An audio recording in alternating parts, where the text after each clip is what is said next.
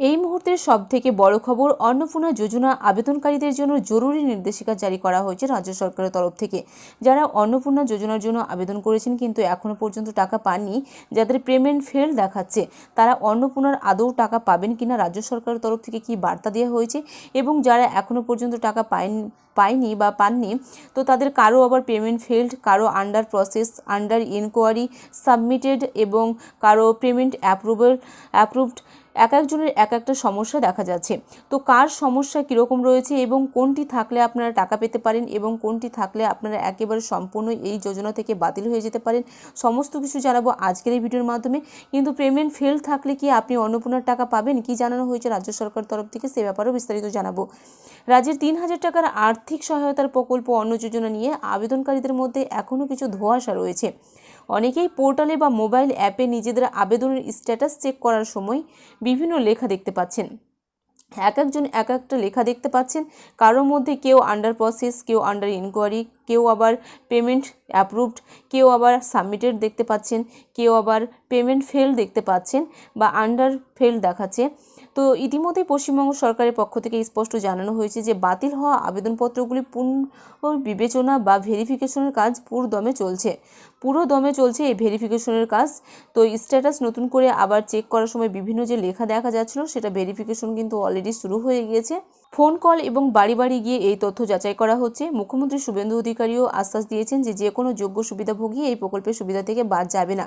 তো অলরেডি বর্তমান মুখ্যমন্ত্রী ইতিমধ্যেই জানিয়ে দিয়েছেন যে কেউ যদি যোগ্য হয়ে থাকেন, এই অন্নপূর্ণা যোজনার প্রাপক হয়ে থাকেন, তাহলে তারা কোনোভাবেই এই প্রকল্প থেকে বাতিল হবে না। এটা কিন্তু মুখ্যমন্ত্রী শুভেন্দু অধিকারী আগেই আশ্বাস দিয়েছেন। এবং এই যে যাতে কোনো যোগ্যরা যাতে কোনোভাবে বাতিল না হয়ে যায়, এই জন্য কিন্তু বাড়ি বাড়ি ভেরিফিকেশন হচ্ছে, তথ্য যাচাই পুনর্বার আবার যাচাই প্রক্রিয়ার কাজ চলছে, এবং কিন্তু ফোন কল করেও কিন্তু জানা হচ্ছে। তো তা সত্ত্বেও পোর্টাল চেক করার সময় অনেকের স্ট্যাটাসে আন্ডার ইনকোয়ারি, আন্ডার প্রসেস বা পেমেন্ট ফেল্ড লেখা দেখাচ্ছে। এর কারণ কি? তো আন্ডার ইনকোয়ারি দেখালে কি বুঝবেন আপনারা? এর অর্থ হলো আপনার জমা দেওয়া নথিপত্রগুলি বর্তমানে সরকারি আধিকারিকরা খতিয়ে দেখছেন। আন্ডার ইনকোয়ারি মানে হচ্ছে আপনি যে কাগজপত্রগুলো জমা দিয়েছিলেন, ফর্মটি আবেদন করেছেন, সেইখানে কিছু আপনার ডকুমেন্টসগুলো নতুন করে আবার ভেরিফাই হচ্ছে। সরকারি যে আধিকারিক রয়েছে যারা এই সমস্ত কাজ করছেন, তারা কিন্তু আপনার ডকুমেন্টসগুলো পুনরায় আবার যাচাই করছেন। এটি একটি স্বাভাবিক প্রক্রিয়া, তাই ভয়ের কিছু নেই বা চিন্তার কিছু নেই। যাদের পেমেন্ট ফেল দেখাচ্ছে, তো অনেকের কিন্তু পেমেন্ট ফেল দেখাচ্ছে, এই পেমেন্ট ফেল থাকলে আপনাদের স্ট্যাটাসে পেমেন্ট ফেল দেখায় যদি, তার মানে হলো সরকার আপনার আবেদনটি মঞ্জুর করেছে এবং টাকাও পাঠিয়েছিল, কিন্তু কোনো প্রযুক্তিগত বা ব্যাংক সংক্রান্ত সমস্যার কারণে সেই টাকা কিন্তু আপনার অ্যাকাউন্টে ঢোকেনি বা ঢুকছে না। এর প্রধান কারণ হলো ব্যাংক অ্যাকাউন্টের সঙ্গে আধার নম্বর সঠিকভাবে যুক্ত না থাকা, বা ব্যাংক অ্যাকাউন্ট সরাসরি টাকা পাওয়ার সুবিধা বা ডিবিটি সক্রিয় না থাকা।